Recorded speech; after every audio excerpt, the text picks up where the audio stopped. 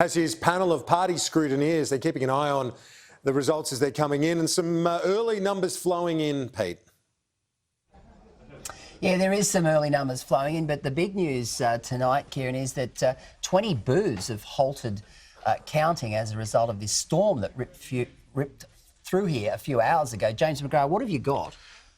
Well, what's going to happen is that's going to delay the counting in some of those seats. But what is interesting actually about the counting is we normally assume that everyone takes a how to vote card and they follow the how to vote card. The trend is that people aren't taking the how to vote cards, and that's going to have a real impact on where preferences flow and our ability to call some seats tonight. And James is absolutely right with that. There's an increasing trend. We noticed it again today.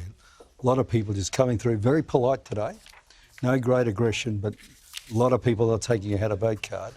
Now, even when everybody was taking in days gone by, less than 50% of people followed the how to vote card. So what that means is, well, we've got a situation where we've got more candidates, more minor parties, harder to calculate the preference flows. Late night. How many pre-polls did we see, James? I mean, are we at 50, 60%? It's up to 70% in some seats. That's right. And not everything's going to be counted tonight. Some seats are going to count the pre-polls tomorrow, I'm told, and that's going to be an impact on certain seats of where people end up, whether they're first or fourth, and that determines whose preferences are distributed. And of course, Kieran, we just got to hope that the ECQ has a better performance than it did during the March local government elections when things went terribly pear-shaped. So, look, we're waiting for some of those seats to come in, and of course you can go to couriermail.com.au to check exactly what's going on in this election during the course of the night. Peter Gleeson, thanks. We've got some very early... Yeah, Kieran, I'm going to bring John McKell in. Jackie Trad in deep trouble. Some of the booths that she, you would expect, would have won. She hasn't been winning those. John McKell, what have you got? Well, we've got with the Labor Party primary vote in South Brisbane is down 4.83. She had to maintain that primary vote to be a chance. The LNP vote is steady, but the Greens vote is up 4.4. She would need an heroic drift away from LNP preferences. I want to stress this to everybody, though, that these are votes on the day. And I've just been given some information that, for example, in the seat of Cooper, the number of people voting on the day in Cooper is down 50%. We need to stress this because the figures we're getting in can change with the pre-polls. For example, in Aspley, we know that there's 15,000 pre-polls to come. I've got some early figures in Aspley after 5 booths. Labor's up on its primary vote by 7.96. The LNP is down 1.35. The Greens are pretty steady on 0.8. But the big hit is to One Nation. They're down 5.5. And in fact, on the information I have, in most areas, One Nation is down. James McGrath, in your experience with the LNP now preferencing against Jackie Trad in South Brisbane, is she done? Jackie Trad is in real trouble, and I think she's on the way out. Kieran? And we talked about Barron River, how important that was. The government of the day has held Barron River since 1974. John McKell, what are you hearing? I'm hearing that that's the first good sign that Labor would retain the government, but importantly, with preferences, I'm hearing that the One Nation preferences are splitting 50-50 between LNP and Labor. Normally they go to the LNP. So for some reason in Barron River, they're breaking even. I've got another couple of seats for you too. Mundingburra, let's talk Mundingburra. 3 booths in we've got, and Les Walker looking good for the Labor Party. Well, as the government goes, so does Mundingburra. It's been a government seat held by the government of the day since 1992. That's its character. If Barron River's going that way, I would suggest that the Townsville seat of Mundingburra is going. Please, these are figures of booths on the day. Pre-polls yet to come. It's the only caution. I'll take up, John. There is a massive health warning with these figures from my perspective, because we're not comparing apples with apples. We are not. We're comparing reduced votes on the day compared to votes back in 2017 on the day. So, we've just got to wait until those pre-poll figures come in. We've also got to wait till the postals come in and that they are counted. So you're going to, in my view, you're going to see a correction with some of these figures later in the night. What about Cook? Cook is actually going to be a bit of a chook raffle at the moment in terms of where the different votes are. There are, from my person here, just looking at this, 16,500 pre-poll votes there. That is a massive figure, and that is really going to determine who's first, who's fourth, and where the preferences are going to go. And Kieran, when we come back, we'll have some updated figures on Clayfield. Former opposition leader Tim Nicholls in strife. Yeah, Kieran, big news, breaking news out of South Brisbane. Former Deputy Premier and Treasurer Jackie Trad. John McKell believes that she is finished, she is done for the night. He's got some figures from very interesting booths that traditionally favour the Labor Party. John, take us through it. So we got 7 booths in, Peter, from today. The 2 party preferred in South Brisbane at the moment on those 7 booths is Jackie Trad's on 41%, the Greens are on 58%. Very hard to come back from that, and unfortunately for Jackie Trad, it looks like her public career for this parliament is over. OK, take us through some of those other seats. Barron River, you believe, is now well and truly out of the reach of the LNP? Well, I stress these are the figures on the day, but it looks like a Labor retain. On the votes on the day, it's showing a swing to Labor of about 1%. Now, the LNP was saying they had a very good candidate, and they did. But it is just a seat always won by the government on the day. I've now got, if you can bear with me, I've got some figures now from Townsville, where the Labor Party scrutineers tell me that the seats in Townsville, Mundingburra and Thuringowa are really good. But in Townsville, it's obviously tight, but they're winning preferences in the key booths. So the preferences, I'm told, there are splitting pretty well even, which is a big boost for the sitting member, Scott Stewart. So that hope for breakthrough by the LNP in Townsville, at this stage, what the scrutineers are telling me is that's not happening.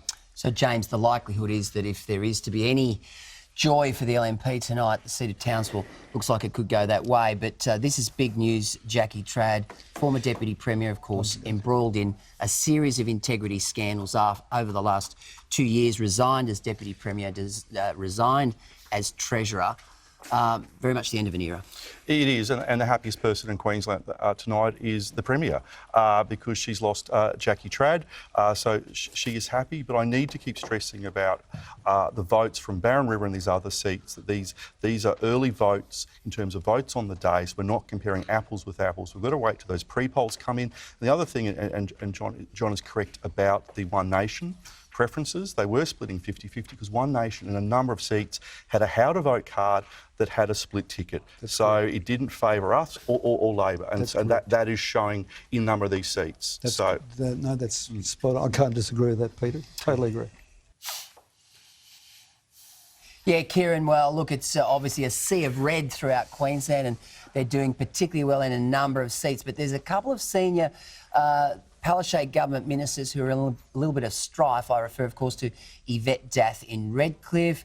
And Education Minister Grace has the fight of her political life happening right now with the Greens surging ahead in McConnell. John McKell is going to go through the seats we are going to call right now.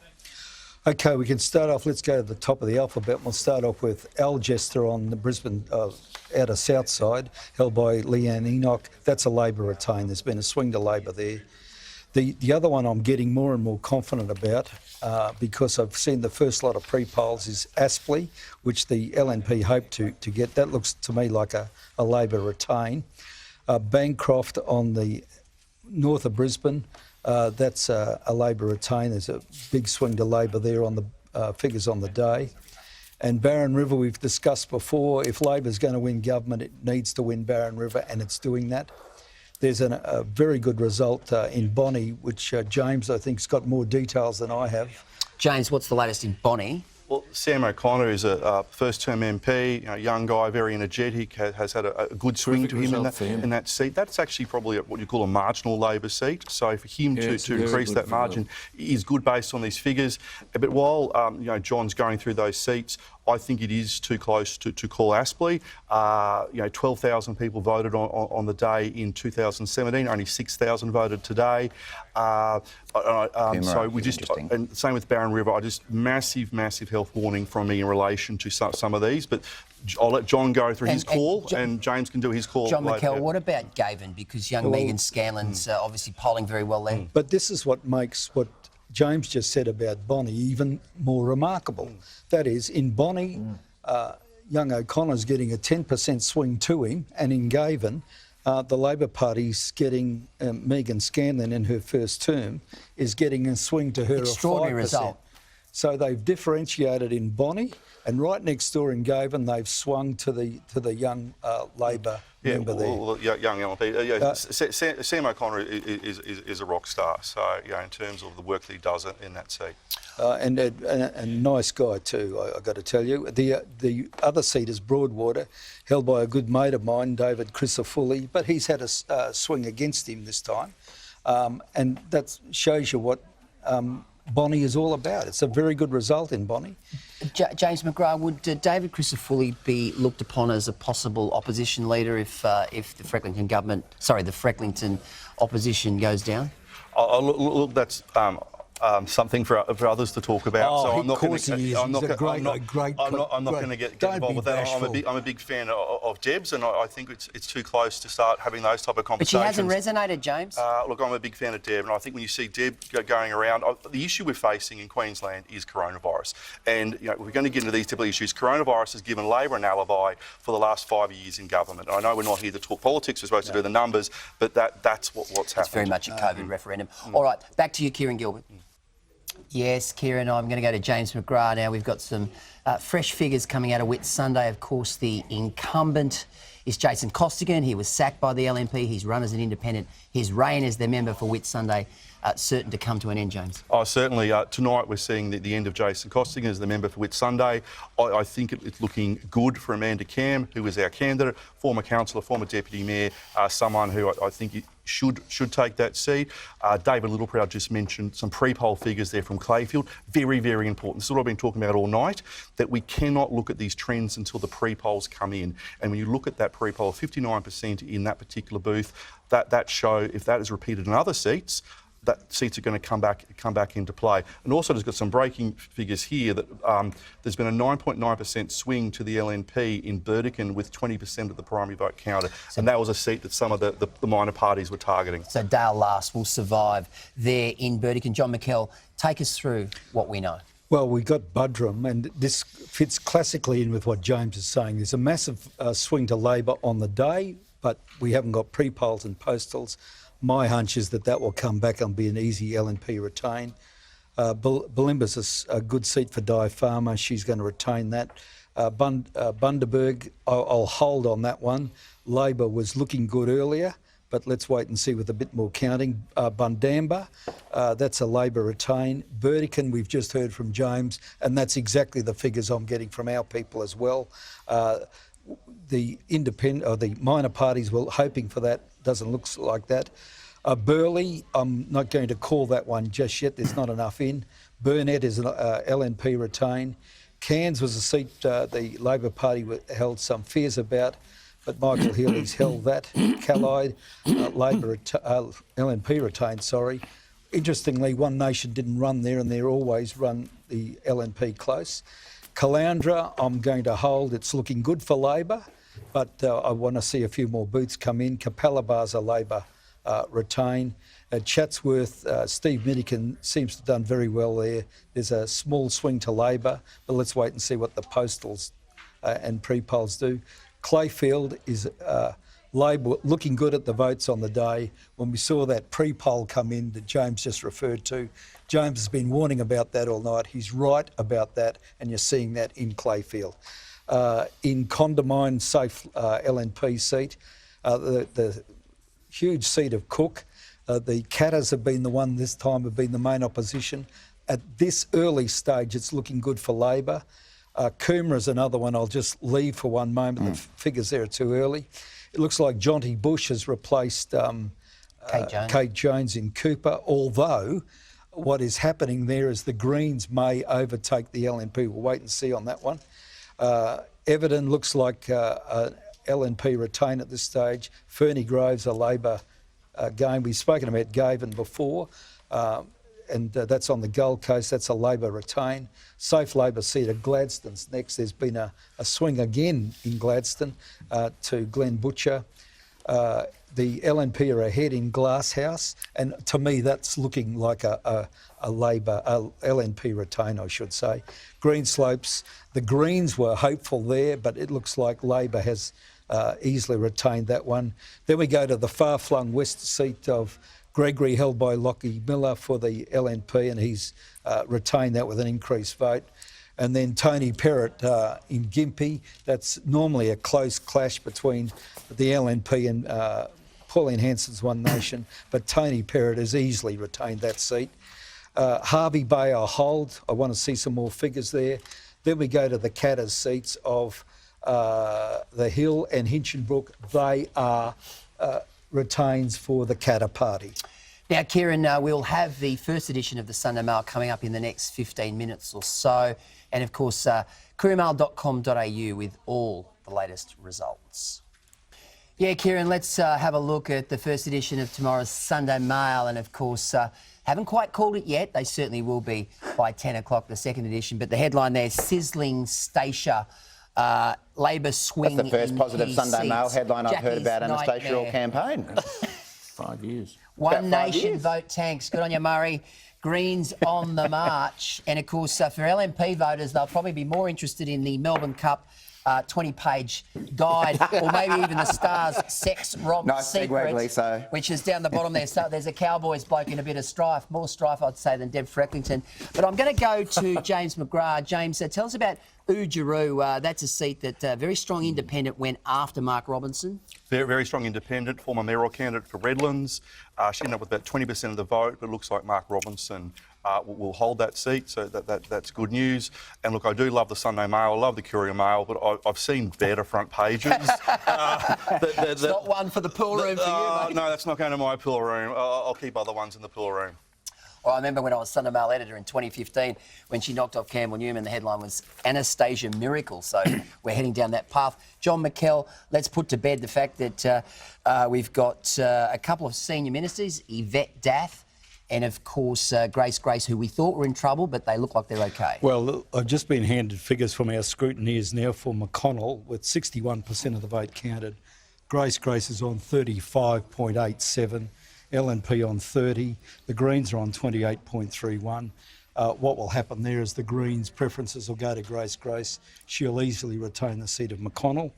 And in Redcliffe, what we're finding now is that on a two-party preferred basis, there's a very small turnout today, so the pre-polls seem to be favouring the incumbent, and so I've got Yvette Dath now on 55.98 two-party preferred, LNP on 44%, so we're pretty confident now about Redcliffe. John McKell, take us through a few more seats as we go down the alphabetical list. Unsurprisingly, we're up now to the seat of Inala, held by the Premier, and she's got yet another swing to her. There mustn't be anybody else left out there, but she's on about 80%. Two big swings then in Ipswich and Ipswich West, where Labor has retained them. And one of Labor's brightest stars, Sharice Mullen, has got a massive swing to her in the seat of Jordan, which was a seat created at the last redistribution. Getting down back to the Sunshine Coast, Kawana, where Jared Blay has held on there. Seat Labor was worried about early on was Keppel, but that now seems to have come back for Labor. Brittany Lauger, she seems to have held that one. Kawangba. I might jump in there. We're not conceding that one yet. We think we're still in the hunt there, just so you're aware. But You need to No Unity tickets here, boys. I'll defer to that one. Yeah. Kawangba, we're pretty happy with that one. That's a swing to Labor. But the interesting one here is the next one, Lockyer, where One Nation usually are very, very close in Lockyer. There has been a massive swing to the LNP there in Lockyer, and that's a real credit to Jim McDonald. Can I give a boost to my former seat of Logan, where Linus Powell, they obviously love him far better than they ever loved me, and he's had a very good swing there in Logan in what has been a difficult seat, so good on him. In Lytton, that's a Labor retain. Joan Peace. McAllister, a new seat created last time, another swing to Labor. We've done McConnell. Go down to Mackay, where there's been a swing against Labor. That there's a bit of trouble there in that Mackay region, but Labor has managed to retain a seat that it's held. Well, it even held it in 2012, they're holding it tonight. Maywar we've done, that's a Green retain. Mansfield, which is always a change of government seat, and that has been retained by the Labor Party. Next seat is Maroochydore, where Fiona Simpson, massive community connectionalism up there, and she has retained that seat. Maryborough, which is a seat Labor had held historically, lost it to One Nation, but Labor's member there has again increased his majority. Very good result up there in Maryborough. Mermaid Beach is an LNP retain. Miller, another Labor seat with an increased majority. Next seat was one that the LNP hoped to get back, was Morani, but One Nation seemed to have retained that seat. It's interesting, John. Yeah, that The only bright light, really, isn't it? that one's for Pauline Hanson. Yes, she'd be very happy with that result. Moggle's a safe LNP seat, and that's been retained again tonight. Then the outer northern seat, Morayfield, held by Mark Ryan. That's a Labor retain. Mount Omni, which was won last time by Jessica Pugh. She's worked very, very hard in that seat, and it's shown up in the result tonight. A further swing to her, Labor retain. Mudgeeraba, Ros Bates, she's easily retained that with further swing against to her, I should say. The Speaker's held on in Mulgrave. Mundingborough is the change of government seat. No prizes for guessing. It's been held by Labor tonight. If you're going to get a headline like that in the Sunday Mail, you're getting it because Mundingborough has been retained by the Labor Party. Marumba is held by Stephen Miles. He's had a further swing to him. Go to Deb Frecklington's seat. She's had a small swing against her at this stage, but let's wait and see. James should jump in there and say that it's early days yet, but it's been easily retained by Nanango. Nicklin, as those figures are coming in, that's improving for the LNP. Yeah, Kieran, it's interesting, Anastasia Palaszczuk winning 3 elections now. If she serves a full term, and with Jackie Trad gone, that's likely, she will become the second longest Labor Premier of all time, just behind William Forgan Smith. So she is going to go down as a pantheon, within the pantheon of Labor luminaries. And of course, go to couriermail.com.au for the latest results. Yes, Kieran, we've got some interesting facts coming out of Burleigh. Of course, Michael Hart up against former world champion surfer Rabbit Bartholomew. It's line ball, but John McKell has some figures. Yes, thanks, Peter. I've got postals, small pre-polls and election day results counted. There's been an 11.1% swing away from the LNP on primaries, a 2% swing to Rabbit Bartholomew. There's a strong preference flow from the Greens and a very active animal justice group. Currently, we think this swing is about 5.99, but a little bit further to go. We're not near claiming that, but we just think that one's very, very close. That would be a big upset, Kieran. Now, James McGrath, you're saying this is very much an incumbency poll. What we're seeing with this election is that, similar with elections around the world, is that incumbent governments are being returned. We saw it in the territories, we've seen it overseas, but also you've seen opposition MPs here in Queensland be returned. And I know there are a lot of LNP members and supporters who are hurting at the moment because, it's not the result we wanted it to be. But, Labor are yet to take a seat off the LNP where there is a sitting MP. So where it is competitive for Labor is where there have been retirements like Caloundra and Palmerstone. And I still think there's still voting figures to come in, especially in the Townsville seats in terms of some pre-polls and postals there. So this is not over till the fat lady sings, and she's still at the buffet bar at the moment having a second serving. Yeah, but you'd much rather obviously be in Anastasia Palaszczuk's shoes. Now, Kieran, of course, the editors, the photographers and the production guys working behind me now to put out the final edition, no doubt celebrating the fact that Anastasia Palaszczuk will be returned for her 3rd term as Queensland Premier. Back to you in Canberra. OK, thank you, Kieran. Really appreciate it. All right, let's go to John. Mate, what are you hearing in Nicklin? What are you hearing in Burleigh? The figures in we just haven't got enough on the ground to be able to call Nicklin. There's something up there that will require further counting. In Hervey Bay, It was said earlier on Sky that we're sending scrutineers up there tomorrow for good reason. That looks very close. And Burleigh Heads, it looks like Rabbit is it's a red hot go in Burleigh. So there's 3 outstanding. Wouldn't like to call them tonight, but they're 3 to keep an eye on. Senator James McGrath, you must be disappointed. Yeah, I'm disappointed, and I agree with John that those 3 seats are very close, and there are a lot of LNP members and supporters. There are people who've been working so hard over the last 3 years, and we've fallen short tonight, and it's it's not a good place to be in, and we've just got to pick ourselves up and do better and work harder, and we've got a 4-year long slog ahead of us.